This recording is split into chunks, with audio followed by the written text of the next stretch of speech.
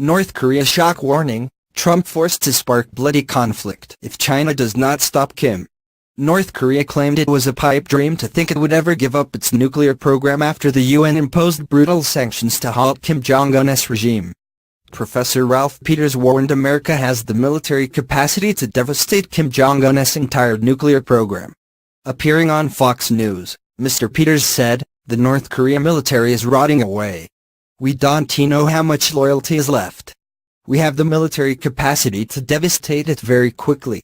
While we don't want war, if we must strike North Korea, it is critical to do it all out with everything we've got, because if you try to do it part way, then you put Seoul and South Korea at risk." Mr. Peters said he believes a showdown is on the horizon following North Korea's refusal to give up its nuclear program. He said, "I hope I am wrong. Again, we want peace, a peaceful solution. And China is key. China is toughening sanctions, but still not enough. You've got to just bring the regime to a cold halt.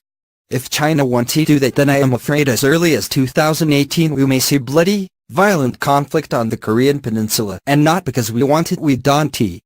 Pyongyang attempted to fight back after the United Nations Security Council imposed tough new sanctions on the hermit nation following its continued missile testing. Their resolution is attempting to ban almost 90% of refined petroleum product exports to North Korea, a resolution which North Korea labeled an act of war. Following the UN vote, Donald Trump wrote on Twitter, "The United Nations Security Council just voted 15-0 in favor of additional sanctions on North Korea. The world wants peace, not death. UN sanctions have forced China to stop all exports of petroleum exports to North Korea in November," Chinese customs data showed. Chinese Foreign Ministry spokeswoman Hua Chunying said, "As a principle, China has consistently, fully, correctly, conscientiously and strictly enforced relevant UN Security Council resolutions on North Korea. We have already established a set of effective operating mechanisms and methods." In response to the sanctions, the North Korea Foreign Ministry said, "We define this sanctions resolution rigged up by the U.S. and its followers as a grave infringement upon the sovereignty of our republic, as an act of war violating peace and stability in the Korean peninsula and the region, and categorically reject the resolution."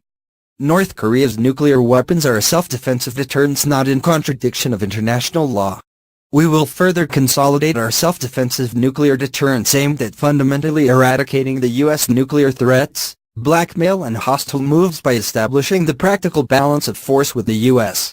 North Korea's most recent missile test took place on November 29, and the regime said the Hwasong-15 missile flew 590 miles during its 53-minute flight before landing in the sea near Japan. After the missile test, Kim Jong-un declared that the North had finally realized the great historic cause of completing the state nuclear force. In response to the test,